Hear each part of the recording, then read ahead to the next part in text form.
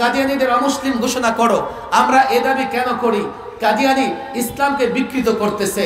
কাদিয়ানী ইসলামের পাশাপাশি আরেকটা ধর্ম বানিয়ে ইসলামের পরিভাষাগুলো নকল করে ইসলাম একটাকে নামাজ বলে, কাদিয়ানী তার বিকৃত ইবাদতকে নামাজ বলে। ইসলাম একটাকে হজ বলে, কাদিয়ানী তাদের বিকৃত চিন্তাকে হজ বলে। ইসলামের পাশাপাশি আরেকটা ধর্ম দাঁড় করিয়েছে কাদিয়ানী। বাংলাদেশে আপনি লবণের ব্যবসা করবেন, আপত্তি নাই, তবে একজন যে নামে লবণের ফ্যাক্টরি স্থাপন করেছে, লবণ বাজারজাত করেছে, আপনি সে নামে লবণ বাজারজাত করবেন না, করতে পারবেন না। আপনাকে ট্রেডমার্ক দেওয়া হবে, আপনার কোম্পানির নাম কেবলমাত্র আপনি ব্যবহার করতে পারবেন। যে দেশে 10 টাকা 20 টাকার লবণের ট্রেডমার্ক থাকে, যে দেশে ব্যবসায়িক পণ্যের ট্রেডমার্ক থাকে, আটার ট্রেডমার্ক থাকে, ময়দার ট্রেডমার্ক থাকে, প্রত্যেক পণ্যের ট্রেডমার্ক থাকে। একজন এক নামে একটা পণ্য বের করলে এই নামে আরেকজন আরেকটা পণ্য বের করতে পারে না। যেই দেশে এই অবস্থা, সে দেশে আমি যখন ইসলামকে মানি, ইসলামের পাশাপাশি নকল করে মেড ইন জিনজিরা তৈরি করে আরেকটা ইসলাম দাঁড় করাবে যেটা বিকৃত, এটা আমার ধর্মীয় স্বাধীনতায় আঘাত, এটা আমার ধর্মীয় অনুভূতিতে আঘাত, এটা আমার ধর্ম কর্ম পালনে প্রতিবন্ধকতা। আমি মনে করি এই জায়গায় আমার সংবিধান আমার পক্ষে, এই জায়গায় আমার অনুভূতি আমার পক্ষে, আমার অধিকার আমার পক্ষে। তোমরা যারা কাদিয়ানীকে অমুসলিম ঘোষণা করো না, তোমরা ধর্মীয় অনুভূতিকে শ্রদ্ধা করো না, মানুষের চিন্তাকে শ্রদ্ধা করো না, মানুষের মতামতকে শ্রদ্ধা করো না। রব্বে কাবার কসম, যতই তোমরা নিজেদের মানবাধিকারের পক্ষে বলে ঘোষণা করো, তোমরা মানবতার দুশ্মন।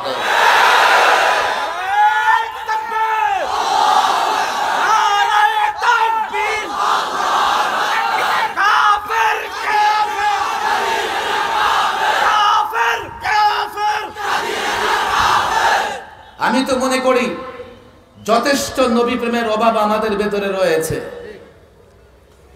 যার জন্য এটাকে আমরা এক ধরনের একটা কর্মসূচি বানিয়ে নিয়েছি। কাদিয়ানী তার জায়গায় থাকবে, আমরাও চিল্লাইতে থাকবো।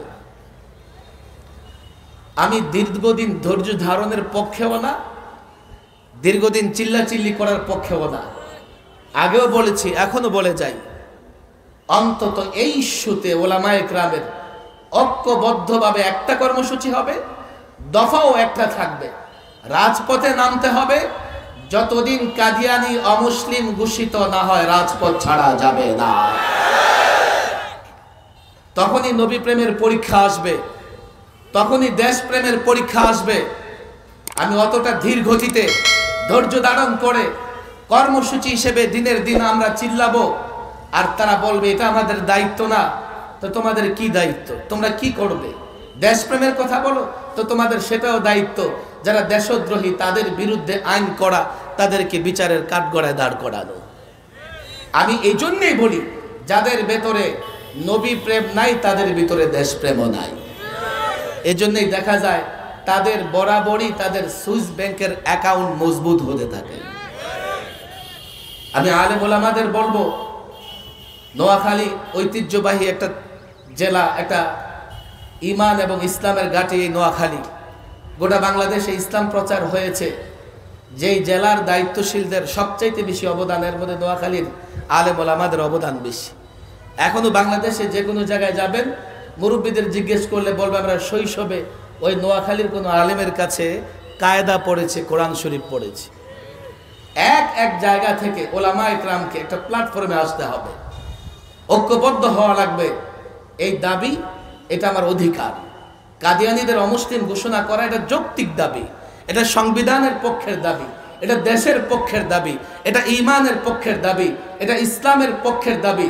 তোমরা যাদের এই দাবি ভালো লাগে না, তোমরা যারা আমরা এই দাবি করলে পছন্দ করো না, তোমরা দেশের পক্ষে নয়, তোমরা ইসলামের পক্ষে নয়, জনতার পক্ষেও নয়, জনগণের পক্ষেও নয়। এদেশে নানা দল আছে, নানা মত আছে, নানা সংগঠন আছে। আমি মনে করি এই একটা দাবিতে এদেশের মানুষের, বিশেষ করে মুসলমানদের মধ্যে কোনো ধরনের ভেদাভেদ নাই। আবারও পরিষ্কার বলে, আমরা এই কথা বলি না কাদিয়ানীদের জায়গা দখল করো, বাড়ি দখল করো। আমরা এটাও বলি না তাদেরকে দেশ থেকে বের করে দাও।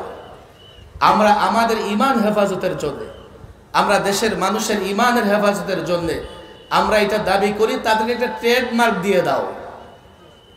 না হলে তারা কি করতেছে, তাদের বিকৃত কিছু বিষয় ইসলামের নামে প্রচার করে সাধারণ মানুষের ঈমান ধ্বংস করতেছে। আমি জানি না এই কথা কতদূর পর্যন্ত এখান থেকে পৌঁছবে।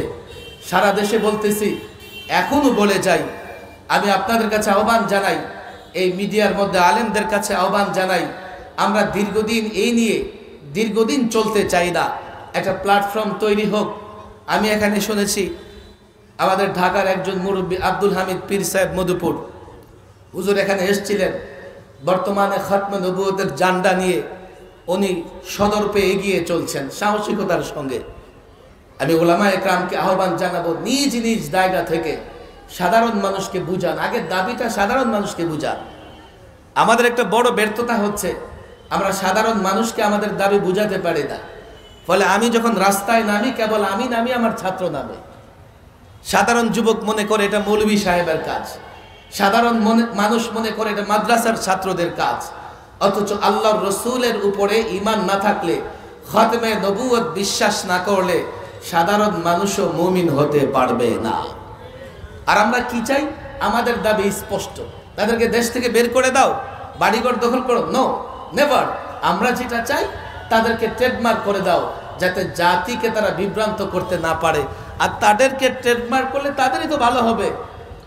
তারা শুধু নালিশ করে, নালিশও বাংলাদেশে না, পশ্চিমা দেশগুলোতে গিয়া, যে আমরা নিরাপদ নই, আমাদেরকে অর্থ দেন, আমাদের সহযোগিতা করেন। আর এই পশ্চিমা দেশগুলো মুসলমানদের বিরুদ্ধে তাদেরকে সহযোগিতা করে, তাদেরকে অর্থ দেয়। আমি তো মনে করি কিছুই লাগবে না, তোমরা নিরাপদ হয়ে যাবে। এদেশে যেভাবে হিন্দু নিরাপদ, বৌদ্ধ নিরাপদ, খ্রিস্টান নিরাপদ, কাদিয়ানি ধর্মের লোকেরাও নিরাপদ থাকবে যদি তো তারা তাদের কাদিয়ানি পরিচয় নিয়ে চলে। কথা ঠিক না বেঠিক? সর্বশেষ কথা, আলোচনা লম্বা করার কোনো সুযোগ নেই, মাগরিবের আজান দিলে আমাদের জামাত দাঁড়িয়ে যেতে হবে। আমি ওলামাদের কাছে আবেদন করব, এই বিষয়গুলো নিয়ে আপনারা যুক্তি প্রমাণ, দেশ এবং ইসলামের স্বার্থে কেন কাদিয়ানীদের অমুসলিম ঘোষণা করা জরুরি, জাতির যুবকদের বুঝান, জাতির কৃষকদের বুঝান, জাতির ব্যবসায়িকদের বুঝান। তাহলে আমরা যদি কোনো আন্দোলনের ঘোষণা করি, সে আন্দোলন গণ আন্দোলন হবে, অন্তত বাংলাদেশের সরকার সে আন্দোলনকে প্রত্যাখ্যান করতে পারবে না।